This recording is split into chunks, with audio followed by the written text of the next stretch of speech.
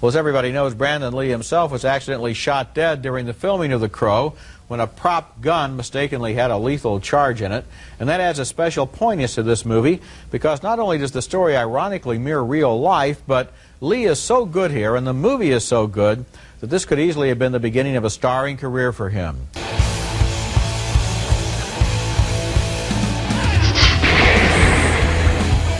Hi, and welcome to Rudy's Movie Review, San Antonio's unofficial movie critic. And today, guys, I have a fun, in-depth retro review for you. And I'm dressed up for this one. I got my little pal here. I had Spock on the preview trailer for this video, but I couldn't have him up there for over an hour while I filmed, so I got this little prop here. So I hope you like him. Haven't named him yet. If you come up with a name, please put it in the comments below. But aside from that, I'm going to be talking about the 1994 classic, The Crow, starring the late and great and immortalized Brandon Lee. Back in 1994, I was a senior in high school, so I remember just like yesterday this film coming out and the cultural impact it had. And I'd like to share that with you. But in order to do that, we have to go back to 1994. So let's go ahead and do that. That's from Wayne's World.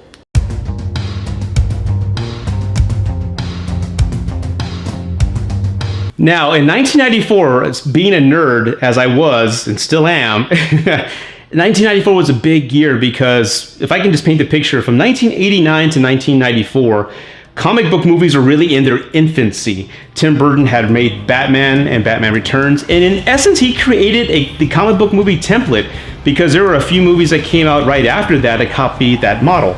You can look at Dick Tracy as influence, and also the Flash show on CBS that I watched every night. When it came out, it had that same look and design and even a Danny Elfman score. So Tim Burton had created the template, so comic book movies are really on the rise. And I remember when hearing about The Crow coming out and My Wizard, everybody was excited because it was a rated R comic book movie. We're like, whoa, this is not PG or PG-13. This is going to be serious. It's going to be dark. Seeing the previews and everything, we were very excited about that. And then we're hearing, yeah, and Spawn's coming out. Yeah, we're going to get like graphic novels now in movies. Aren't you excited about Spawn? And we know how the hell that turned out. Man, we were disappointed.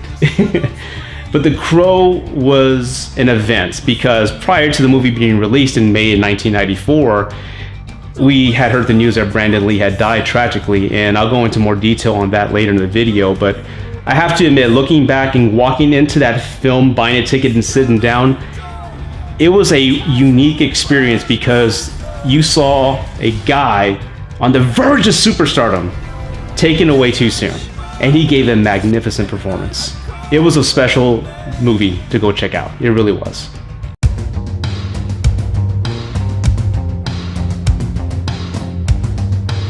Now, the other thing I really want to talk about is the infancy of CGI. In the early 90s, it was a unique time, and looking back, I truly appreciate that era because a lot of films use practical effects and use a little bit of CGI in their films. They didn't depend on CGI. And a lot of films in the early 90s, for example, the Jurassic Park, I wish for those who are too young to remember, in the theater and seeing that T-Rex come out, it looked so real. We were all shocked. The theater was dead silent. We were totally blown away because we had never seen anything look that real before on screen. And the reason I'm bringing up CGI is because they had to use that to complete the filming of The Crow. Brandon Lee had died when they were about 90% done with the film, and there are a few scenes I'll show you here where they literally just copy and pasted him into a scene to complete certain shots that needed to be done. And again, in the early 90s, you saw Liquid Metal, you saw a T-Rex, you saw Jim Carrey trailers with him being the mask. It was a very unique time, and then seeing them take a piece of film and paste Brandon Lee into another shot, it was unique, and it was like, man, this is amazing. What else can they do with CGI? And for those who don't know, this is not Brandon Lee when he walks up to that screen and lightning strikes. That's his face superimposed on a stunt double. And I remember seeing that in the theater and it looking so real. I'm like, man, how did they do that? That's amazing. But again, we were in the early days of CGI and we were just blown away with what movie and filmmakers were doing. And I just wanted to bring that up because as an audience member, we were just in awe. We couldn't believe what we were watching.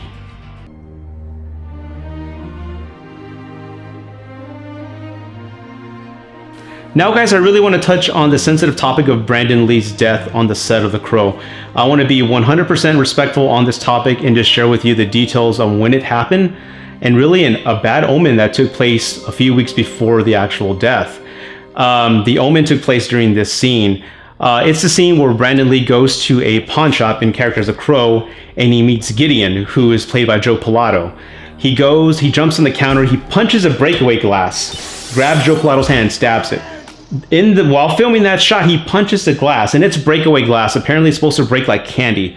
But when he punched it, it cut his hand. And everybody on the set was like, whoa, what's going on here? And Joe Pilato, who played Gideon, he told Brandon Lee that, look, I've been making films for over 30 years. I've never seen that happen. Please be careful on this set, because that could be some bad luck, man. He actually told him that. And he actually told him, please be careful, because I'm having a sense of bad luck like on the set of The Twilight Zone. Apparently, Joe Pilato was friends with Vic Morero, who died while filming The Twilight Zone, the movie. So he had a sense that there was some bad luck going on. And he called it weeks before it happened. And I was not aware of that. That's insane. Now, the scene where the death took place is actually early on in the film. It's a scene where T-Bird and his gang are invading their loft, and they're attacking his fiancée. In the movie, what we see is Brandon Lee walk in and Tintin throwing a knife at him, stabbing him in the chest, and he falls down. Now, again, that's not Brandon Lee, that's a stunt double. What actually happened is the actor Michael Massey, who plays Fun Boy, while filming, he takes a gun and points it to Brandon Lee as he enters the room. He pulls the trigger and we know what happened. There was a piece of lead within the barrel of the gun that went, and that's the shot that killed him. But it was a total accident, but that's the scene where it actually took place. And there was actual film of the event and of his death. Now, Brandon Lee's mother actually sued the production company and sued the filmmakers of the accident, and one of her conditions of the lawsuit was to have the film destroyed, so that there was at one time film of Brandon Lee's death on set. But again, per the wishes of the family, the film was destroyed. Now, the actor Michael Massey, who played Fun Boy, he didn't act for over a year. He was so overwhelmed with depression and guilt, he just couldn't work. After some time of healing, he eventually went back to work, and he recently passed in last year. But it was understood that he had never seen The Crow. He refused to watch it. He couldn't bear watching Brandon Lee on screen. It would hit him so hard. He refused to watch it.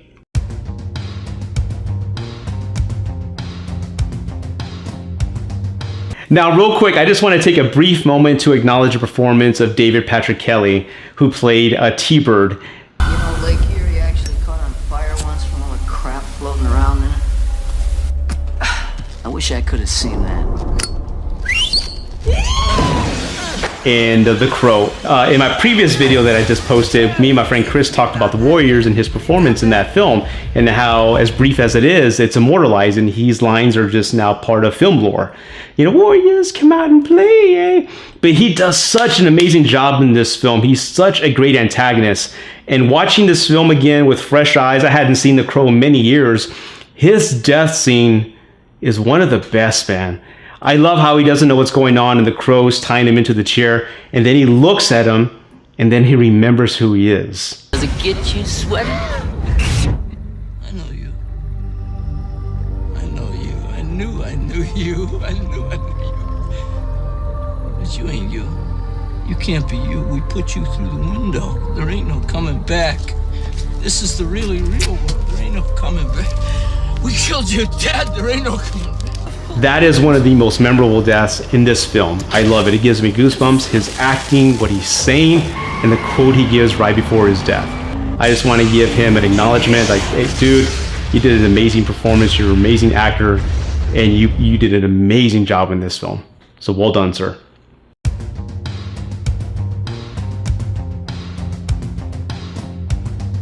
Now, again, in 1994, after that film came out, as I mentioned earlier, every dude started growing their hair out, including me, and I couldn't pull it off because, like I said, I ended up looking like my mom.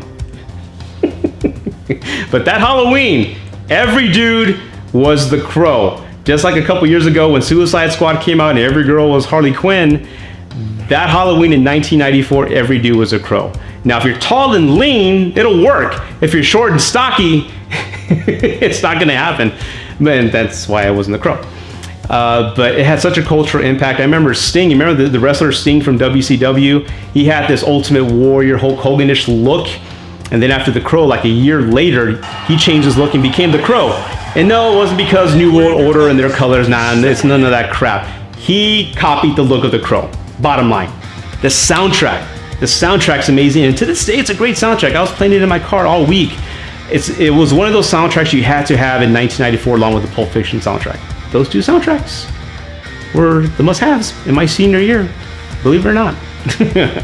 And then closing, guys, watching it again, it kind of breaks your heart seeing Brandon Lee on screen. He was on the verge of superstardom. There were a few movies he had made before The Crow. I know Rapid Fire was one that me and my friends were talking about, and we passed back and forth the VHS because there were some great combat sequences. Similar to The Bourne Identity, he would get stuff, whatever was in the room, and throw it at the enemies. So he had a promising career. So watching it again, it's just heartbreaking. He was on the verge of superstardom, just like his father. And tragically, his life ended.